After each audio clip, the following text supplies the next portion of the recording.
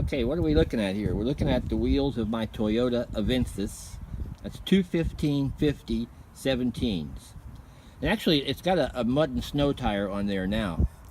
And according to the owner's manual, it says do not use snow chains on this car.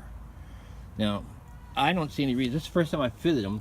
I don't see any reason why I can't use these chains, because they're not rubbing anywhere. Now, I haven't driven it very far. I don't know if the inside is going to make any difference. I mean, maybe I would check and see the inside, but if the outside fits, it should be okay. But definitely would check the inside before I drive it any distance. Now, this is a size 100 chain, and it says on here 215/50 17s on there. So that's a size 100. Now, it's not going to be a straightforward little dealie. Now, for one thing, you see how this here, you tighten the chains up, it goes through there. I'd want that facing the tire. I don't want that like that, because that could dig into the tire on that side. You want that smooth side on the tire. And then I've adjusted it several times, rolled it a little bit, rolled it a little bit. You see how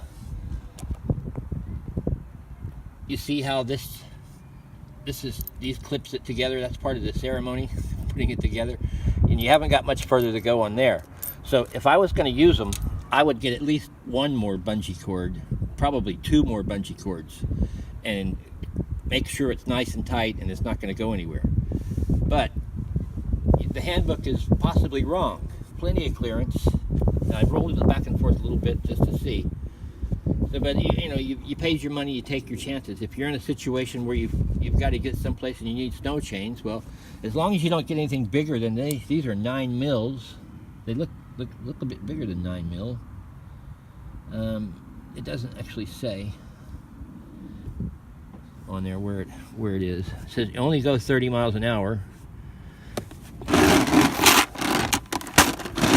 But I mean, I bought these at not Iceland, Lidl, 20 pounds. So there's no reason to spend a lot of money. And then the thing is about these chains is they wear out really quick if you drive them on dry pavement. They need to be on snow. They're snow chains. And then also, if it's very icy and you're driving slow, that would help your braking quite a bit. And this is obviously a front wheel drive car, so you're going to have them on the front. Not going to help you on the back.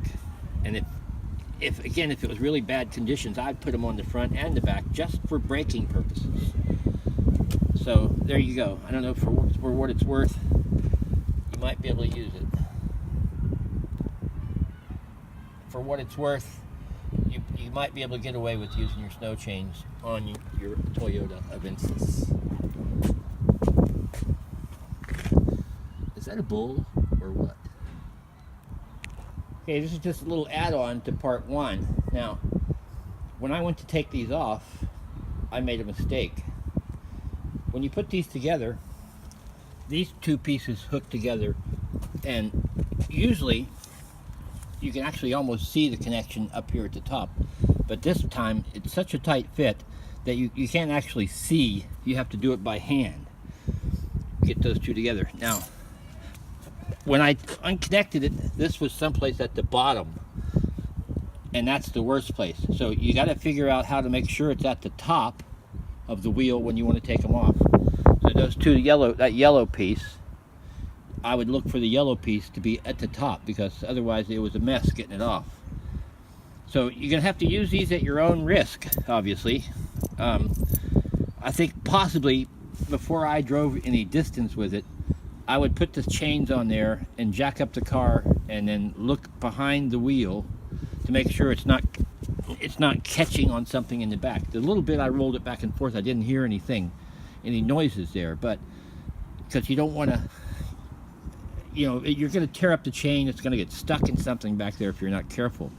So the main thing is make sure that clip is at the bottom when you take it off, and you'll have them you'll put it together at the top. You take that one and you push it behind the tire, and then you connect the two up there, and then you just have to wiggle around a bit. And then I think I did it the first time, I had that end going in there first. This time I would put that in, and that puts this thing on the right side of the tire rather than the other side. It was like that, and this way it'd be like that. So then That goes through there and adjusts onto there.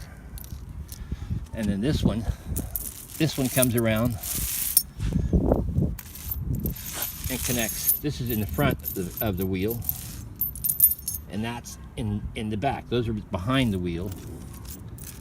So that's how it works. And then I had it onto there. So it takes a little bit of adjusting, and it's going to take an extra 1 or 2 bungee cords to make sure it's tight fit. But it just depends on how fast, how hard, I mean how bad you need to go where you're going to go. But again, I think I would do it. I don't think I have any problem with it. It's just the back bit concerns me. There's plenty of clearance around the tire itself, but that's it. Got my hat stuck under the wheel too there, so I have to sort that out.